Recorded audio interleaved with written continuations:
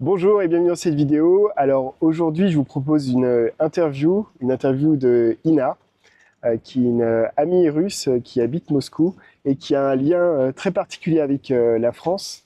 Donc Ina, est-ce que tu peux te présenter s'il te plaît? Oui, bien sûr. Bonjour à tous. Je m'appelle Inna et j'habite ici à Moscou. Oui, qu'est-ce que je peux dire? Bah, tu vis à Moscou, mais toi, tu as vécu une partie de ta vie en France, c'est ça? Tu es parti étudier en France? Tu as fait...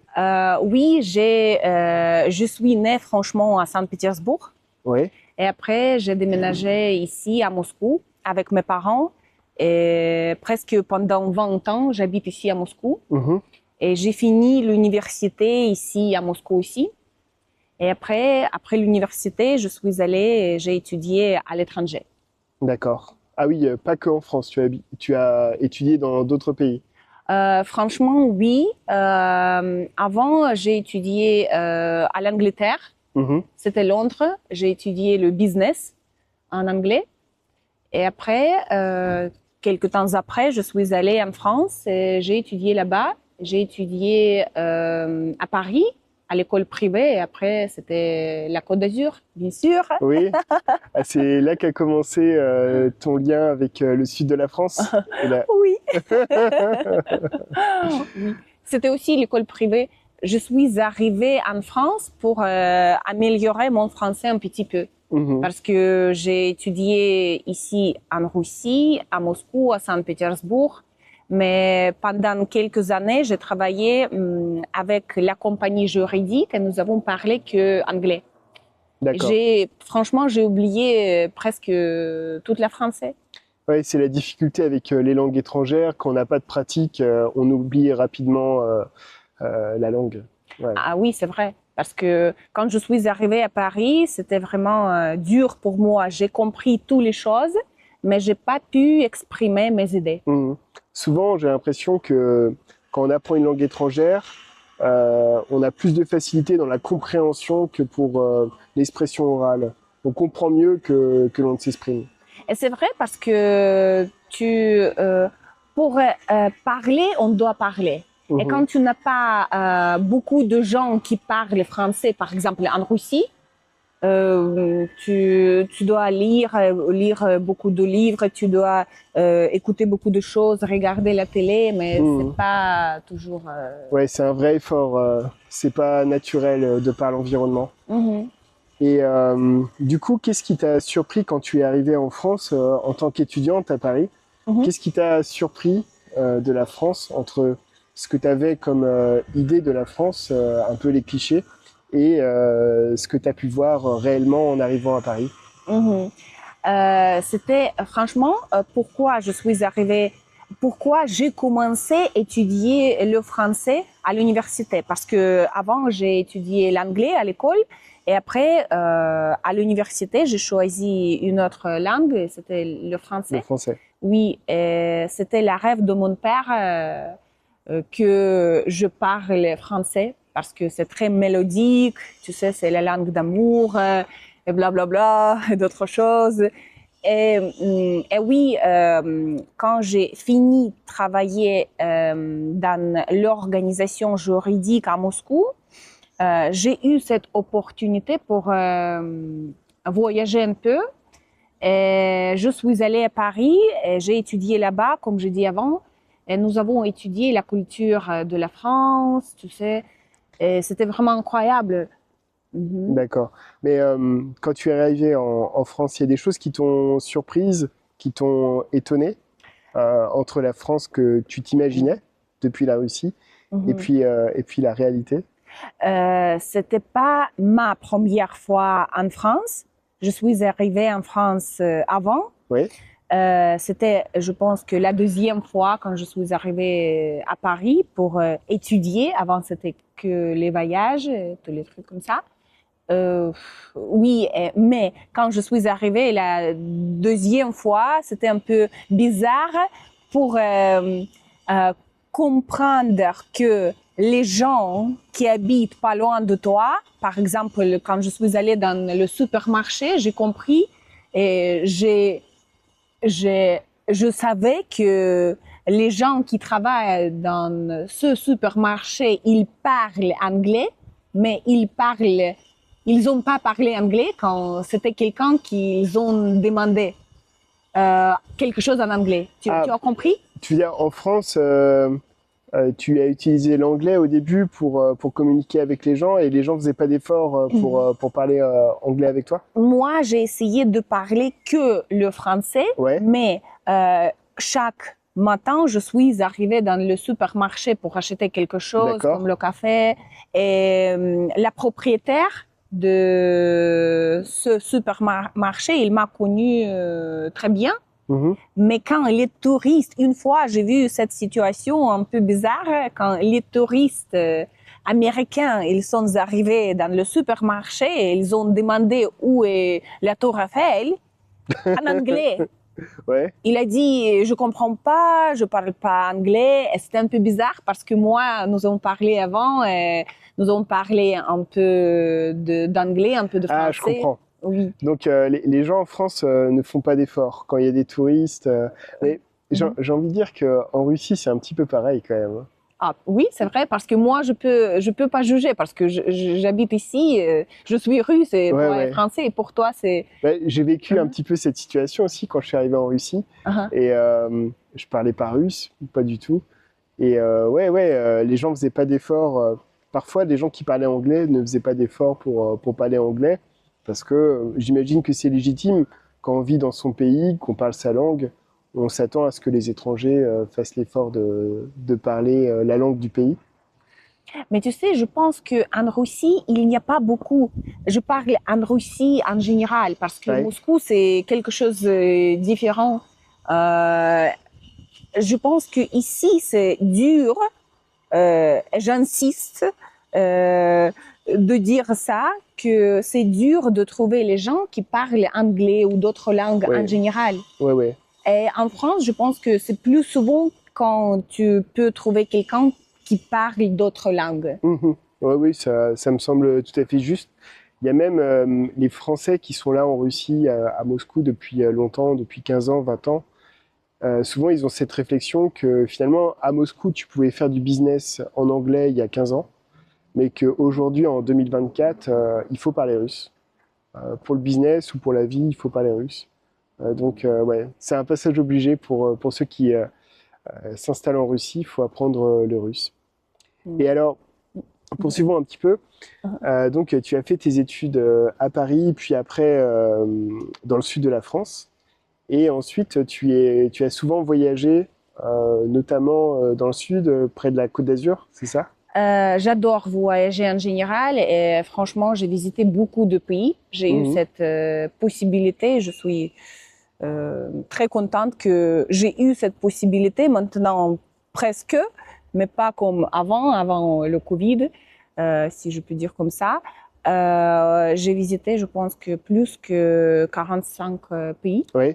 Et bien sûr, j'adore voyager, mais je pense que chaque personne, si il a cette possibilité, il voyage, il veut voyager. Je sais pas, je pense que Oh, c'est pas tout le monde, mais j'ai remarqué ça que les Russes.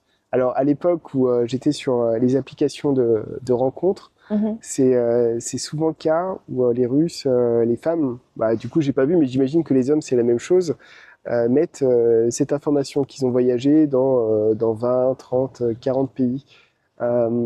Est-ce que tu as une explication pourquoi? Est-ce que les gens veulent donner un peu, c'est ce que je me suis imaginé à l'époque, veulent donner un peu une impression de quel niveau de vie ils ont et de comment ils vivent, si ils voyagent beaucoup pour justement pas perdre leur temps avec quelqu'un qui est pas dans la même dynamique de vie. Qu'est-ce que tu en penses? Mais je pense les Russes en général, ils aiment voyager. Ouais. Et je parle de Moscou, de gens qui habitent ici parce que nous n'avons pas la mer, il n'y a pas beaucoup de soleil.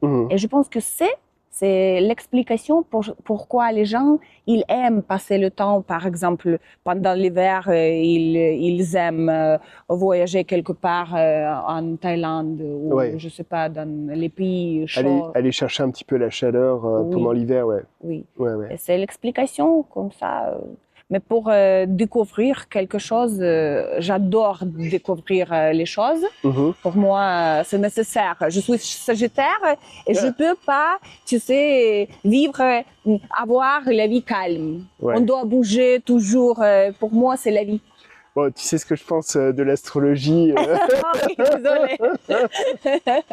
Mais ça, c'est vrai c'est très courant en Russie, finalement, plus quand même pour les femmes, de croire en l'astrologie, comment dire, de faire attention aux signes. Par exemple, quand elles recherchent un homme, quel signe va fonctionner avec leur signe.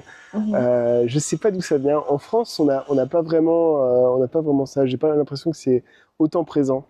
Mais je peux aussi expliquer cette situation.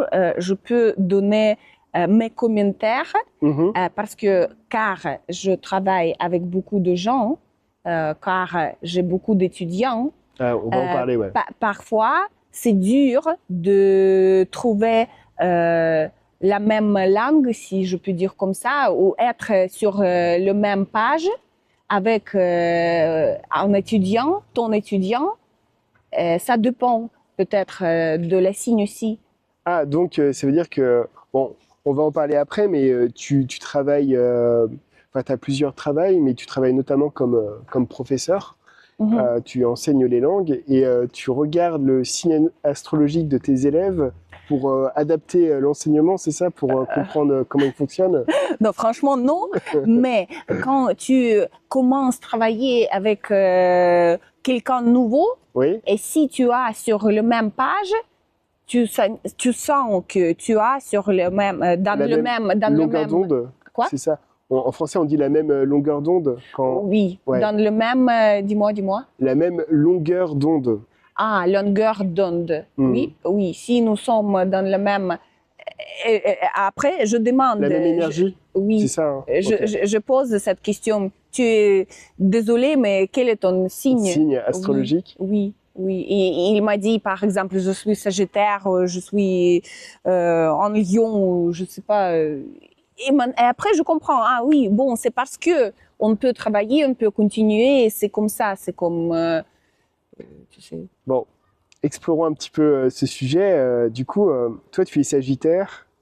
Moi, j'y connais rien en astrologie. Enfin, Franchement, moi non plus, mais tu sais, parfois. de ton expérience, c'est quoi? Qu'est-ce qui fonctionne avec les Sagittaires? C'est quoi les signes qui vont être difficiles pour toi dans la communication et ceux avec qui ça va marcher? Peut-être c'est dur de parler de signes, mais je peux dire que peut-être la personne très calme, Mhm.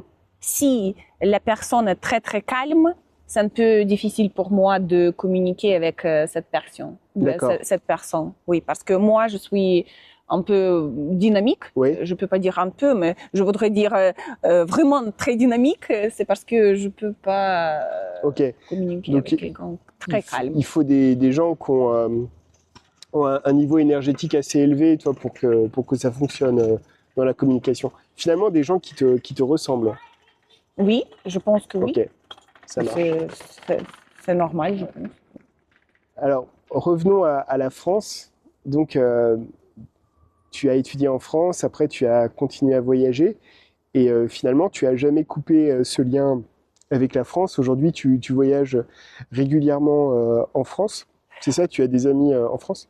Oui, comme j'ai dit, j'ai étudié à Paris et après j'ai déménagé sur la Côte d'Azur et j'ai étudié là-bas à Nice et Antibes. Mhm. C'était aussi deux écoles privées, mais C'est des villes où il y a une grosse communauté russe. Il y a beaucoup de Russes à Nice et à Nice. Antibes.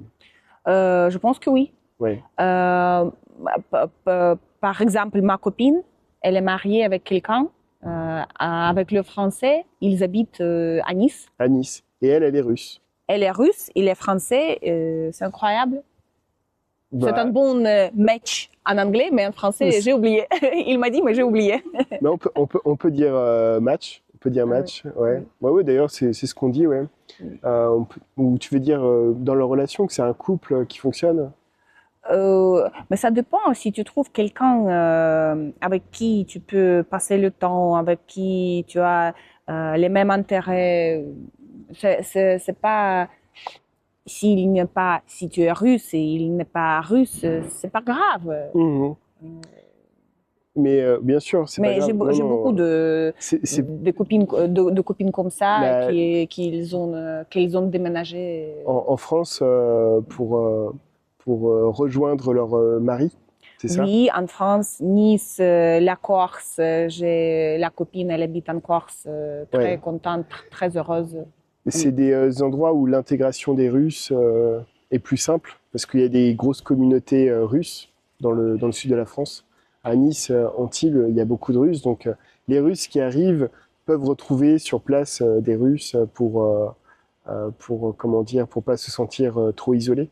oui, peut-être. À Monaco, il y a beaucoup aussi de Russes, Ah, bien sûr, ouais. d'Ukrainiens qui habitent là-bas. Ils sont très contentes, heureuses. Oui. De Et vivre à Monaco. j'ai beaucoup d'amis qui habitent là-bas. À Monaco, ouais. Oui, Ouais.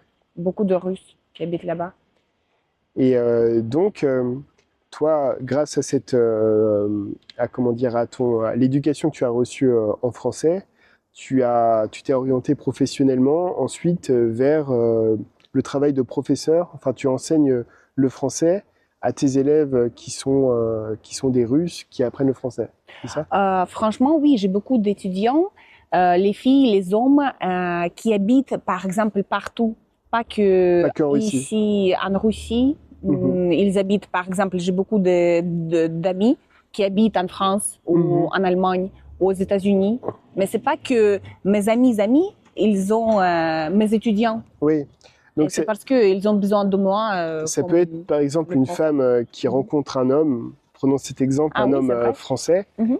et qui déménage en France, mais qui a besoin, bien sûr, de cours de français pour progresser. Toi, tu peux leur transmettre un enseignement pour apprendre le français, mais orienté pour les Russes, quoi, parce que tu fais le lien entre les deux langues. Ah oui, j'enseigne Mhm. le français et le russe. Ah, et donc, tu enseignes le russe, mais du coup, c'est le schéma inverse pour, par exemple, des Français qui veulent apprendre le russe. C'est ça? Oui, je fais ça et franchement, j'ai travaillé avec les Italiens, pas avec les Français, mais j'ai travaillé avec les Européens, les Italiens, Les Européens. les Européens, mais pas les Français, mais les Italiens, Ok. qu'ils ont déménagé ici à Moscou. Ils ont été mariés Mhm. et ils ont étudié le russe et j'ai travaillé comme le prof de russe D'accord. pour les étrangers. Pour que eux puissent Oui, apprendre à parler russe pour s'intégrer en Russie. oui. Et Mhm. moi ça m'intéresse, qu'est-ce que tu penses de l'enseignement en français, enfin l'apprentissage du français ou du russe, qu'est-ce qui est le plus dur? Est-ce que c'est plus dur pour un Français d'apprendre le russe ou un Russe pour apprendre le français? Mais tu sais, c'est vraiment... Pour atteindre un niveau oui. conversationnel, on Mhm. va dire B1, B2, quoi. Mhm. Mais c'est intéressant parce que toujours, si tu voudrais parler, par exemple, français ou russe, tu dois comprendre la conjugaison. Oui, Et c'est dur. Je pense que pour, pour les étrangers, pour apprendre les déclinaisons en russe? conjugaison, oui, Oui, c'est vrai, c'est ça. oui, oui. Mais, Pour les Russes, ah, c'est pour les Russes. dur apprendre ça, je Oui, pense. On doit mémoriser, on doit répéter beaucoup de fois. oui. Et c'est un peu dur parce que vous n'avez pas le même truc. Ouais, ouais. L'utilisation du verbe être, par exemple, en français, qu'on n'a pas en russe. Non. Maintenant, je parle d'étrangers qui habitent, qui veulent apprendre Ah, le russe. le Ah russe. oui, d'accord, oui, Et pour vous, je pense, c'est- à mon avis, je pense que c'est dur pour oui, vous ah oui, oui. apprendre la conjugaison. Oui, oui, il y a deux types d'étudiants qui s'en sortent mieux.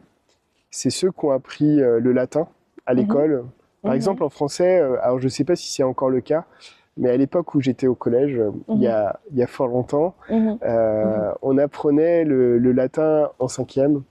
Nous avons étudié aussi le latin, mais à l'université. C'est parce que pour moi, c'est pas trop. J'ai fait des fautes. Mais, je pense que mais du coup, avec le latin, c'est vrai qu'on aborde déjà le sujet des déclinaisons.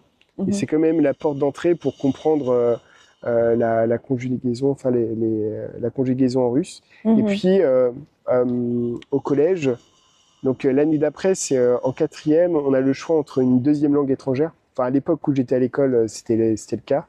Et on a le choix en France, souvent, entre l'espagnol et l'allemand. Et quand j'étais à l'école, quasiment tout le monde prenait l'espagnol. Et c'est ce que j'ai fait à l'époque. Et je le regrette, ce choix, parce que si j'avais pris allemand, je pense que c'est une langue qui m'aurait plus servi dans la vie. Et ça aurait été, pareil, une porte d'entrée pour l'apprentissage du russe. Parce qu'en allemand, on a les déclinaisons, on en a 4, alors qu'on en a 6 en russe. Mais c'est déjà une aide. Mais quelle langue tu parles? Tu parles russe, tu parles anglais, tu parles français? Ouais, moi je parle français, anglais et russe. Enfin russe. Mais bon, pas encore, ça va, je pense. Allemand, c'est un peu, c'est pas pour tout le monde, je pense. Ouais, mais il me semble, la première langue européenne, on va dire pour. Et pas espagnol, tu penses? Ouais, espagnol, c'est plus parlé dans le monde, mais plus en Amérique du Sud. Donc c'est pas forcément. Enfin, géographiquement, c'est quand même plus loin. Ouais. Donc enfin, il n'y a pas de bon choix pour cette orientation, mais je parle dans mon cas et les gens qui s'orientent vers finalement faire du business ou voyager ou se concentrer sur l'Europe. Je pense que l'allemand, c'est plus pertinent. Oui, c'est pour le travail, je pense. C'est pour le business, pour le travail, comme anglais peut-être. Oui, Espagnol, c'est un peu différent. Anglais oui. en premier, oui. Oui. Tout le monde, beaucoup de pays parlent espagnol aussi. Espagnol aussi, oui. Et en Russie, la grosse tendance maintenant, c'est le chinois. Pour moi, c'est quelque chose comme la lune, tu sais. Ouais, c'est tellement différent. Mais j'ai vu, on a dans ce quartier un Детский-сад, comment on dit en français, un jardin d'enfants, une garderie. École maternelle, non? Ah, non, c'est pas, mais non. Non, c'est même avant l'école maternelle. Enfin, je crois qu'on dit jardin d'enfants en français. Et mais on a ça déjà en France. On peut avoir un jardin d'enfants en anglais. Mais ici à Moscou, on trouve des jardins d'enfants en chinois. Ah, c'est incroyable. Donc les enfants déjà tout petits, presque encore des bébés, ils apprennent le chinois. Mais c'est vrai parce que j'ai ma copine, pas ma copine, mais c'est aussi mon étudiant qui a la fille et elle étudie le chinois aussi. Elle étudie le chinois, à l'âge, je sais pas, 5-6 ans. Oui. Mais c'est vrai. Mais c'est cadeau, populaire, c'est nécessaire peut-être. Pour moi, peut-être c'est un peu dur, mais en général, c'est dur parce que c'est pas comme les langues romaines, non. Latine, bon. C'est vraiment différent. L'alphabet, ils n'ont pas l'alphabet, ils ont d'autres trucs. Pour nous, c'est un peu. Mais bon, peut-être. Je sais pas. Et du coup, en plus de ton travail de professeur, tu as aussi une profession qui peut intéresser bien sûr des gens qui vont regarder cette vidéo. C'est que tu accompagnes des Russes pour les démarches pour obtenir des visas Schengen. Ah oui, c'est vrai, parce que quand j'ai fini mes études sur la Côte d'Azur, je suis arrivée ici à Moscou et j'ai eu cette proposition pour travailler à l'ambassade de France, ici à Moscou, au centre. Et c'était vraiment très longtemps aussi. Et oui, j'ai travaillé comme l'agent de visa, je peux dire ça. Ouais. Oui. Et maintenant, qu'est-ce que je fais? J'aide les gens à préparer les documents pour les ambassades pour recevoir le visa Schengen. Oui, pour moi, c'est simple. Pour quelqu'un, c'est un peu dur parce que préparer les documents, pas beaucoup de gens parlent anglais. C'est parce que parfois, C'est difficile de... oui. Oui, et puis les dossiers, ils sont assez longs. Enfin, il y a plein de documents à renseigner. Et c'est vrai que faut pas se louper parce que c'est un processus qui est assez long. Ça peut durer plusieurs mois, finalement, une demande de visa. Donc, être accompagné, je c'est travaille, important. franchement, je travaille avec le visa touristique que touristique. Je travaille pas avec les visas du travail. Non, Pour non, pour le visa Schengen, ouais. non, je travaille que avec les visas touristiques. Et, Mais j'adore ça. ouais. Et du coup, sans rentrer vraiment dans les détails, mais aujourd'hui, c'est compliqué pour obtenir un visa Schengen français Ah, c'est vrai, pour les Russes. c'est presque impossible. Voilà, brièvement, c'est quoi les alternatives qui fonctionnent? Quel pays européen, enfin pas européen, de l'espace Schengen donne des visas assez facilement pour les Russes? Oui, c'est simple. L'Italie, Mhm. elle te donne le visa sans problème, mais on doit attendre 60 jours pour recevoir les documents avec le visa. D'accord. C'est un peu long, mais l'Italie, que pour les moscovites, pour les gens qui ont la registration ici à Moscou. Ah, ça, faut que j'explique un petit peu. Mhm. C'est que en Russie, on a un document qui s'appelle la Registratia. Ça n'existe pas vraiment en France. C'est l'équivalent de notre justificatif de domicile en France. Mais en France, un justificatif de domicile, ça peut être plein de trucs.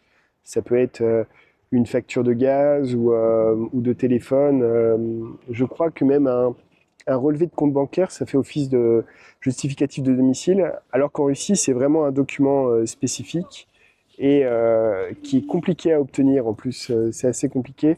Quand on est locataire, il y a ce problème à Moscou où les propriétaires, des fois, veulent pas donner de registratia parce qu'ils ont peur peut-être de déclarer les locataires.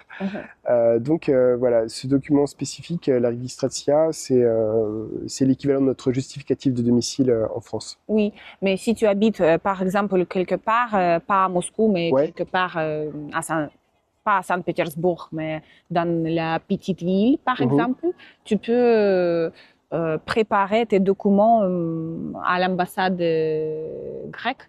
Ah, ok. Oh, c'est simple, vraiment, c'est simple. Il y a de l'Italie et recevoir. la Grèce, c'est les deux bonnes Oui. alternatives aujourd'hui. L'Italie, la Grèce, je peux dire l'Espagne aussi, mais on doit attendre un peu plus parce qu'il y a il y a le programme, on doit payer pour ce programme BOT, je ne sais pas si tu connais ou pas. Ah oui, oui, C'est comme... Ouais, là, on rentre un petit peu dans la technique, mais du coup, c'est qu'il y a des places pour prendre rendez-vous qui sont disponibles sur le site internet Oui. et que malheureusement, en fait, toutes les places sont prises par un bot russe qui, dès qu'il y a un créneau de disponible, va bloquer automatiquement le créneau. Et donc, il faut acheter le créneau à une sorte d'agence de voyage. Oui, oui, tu payes deux fois, on paye double prix, on dit. Ouais, on se fait un peu taxer par un intermédiaire qui... Mais ça marche aussi avec la France, mais c'est dur que ce programme, parfois, elle ne peut pas trouver la place libre. Oui. Et c'est dur. Nous avons entendu pendant, je ne sais pas, 2 mois pour recevoir cette place, mais c'était impossible. C'est parce que j'ai dit à mes clients, on doit changer le pays, on doit aller directement en Italie parce que c'est vraiment simple. Non, mais la France travaille sur ce problème parce que c'est pas normal que on va dire des hackers bloquent les créneaux à la place des gens pour réserver les créneaux pour faire une demande de visa. Donc moi j'avais été invité là en début d'année à l'ambassade pour parler de ça parce que je fais partie d'un groupe business à Moscou et la question avait été posée et ce que disait le consul de France, c'est que ils veulent instaurer des vérifications quand on fait une demande de réservation de créneau avec de la reconnaissance faciale. Tu vois, tu donnes ta carte d'identité et après tu te fais filmer par la caméra et ça fait la vérification de ton visage par rapport à la carte d'identité. Et les hackers, en général, ils n'aiment pas trop montrer leur tête comme ça pour présenter des documents. Donc ce serait une super vérification pour empêcher ce problème de taxation par on va dire des hackers, des bots, pour la réservation des créneaux, pour faire des demandes de visa. On verra si ça se met en place. C'est toujours très long, les démarches comme ça. Oui, avant c'était plus simple, mais maintenant c'est un peu dur. Mais je pense qu'on peut travailler. On verra, on verra. Ok. Et donc, si les gens qui regardent cette vidéo ont besoin de tes services, soit par exemple ils veulent intégrer tes groupes, quand tu enseignes le russe, c'est en groupe ou c'est en individuel aujourd'hui? Non, maintenant je travaille avec les individuels qu'avec les individuels. Désolé. Avant c'était un peu différent. J'ai travaillé avec les groupes, mais maintenant c'est individuel parce que je fais pas maintenant beaucoup de publicité sur Instagram, sur YouTube, partout. Pas du tout, franchement. C'est parce que c'est vraiment très spécifique et très individuel. Ok, ça marche. C'est le même truc avec anglais, avec français et avec russe. Parce que je suis prof, je suis le prof d'anglais, de français et tu enseignes russe aussi, pour les étrangers. D'accord. Oui, ok. c'est vrai. Donc Ina, je vais pas mettre ton contact direct en lien de cette vidéo pour éviter que tu te fasses spammer par plein de gens qui sont pas forcément sérieux, mais si les gens sont intéressés, donc soit pour apprendre le russe par exemple, soit pour pendant des cours individuels, soit pour avoir du support pour venir et faire venir en France par exemple leur compagne qui est russe, obtenir un visa Schengen pour elle, ils peuvent contacter l'agence, donc écrivez-moi et je vous transmettrai le contact d'Ina. Aujourd'hui, on peut dire qu'on travaille ensemble. On a un partenariat entre l'agence et Ina pour ces services. Ah oui. Bon, je te remercie, Ina. Merci à toi. Et si cette vidéo vous a plu, n'hésitez pas à vous abonner, mettre un commentaire et je vous dis à très bientôt pour une prochaine vidéo. Oui, bonne soirée, bonne journée à tous. Paka. Ciao, ciao.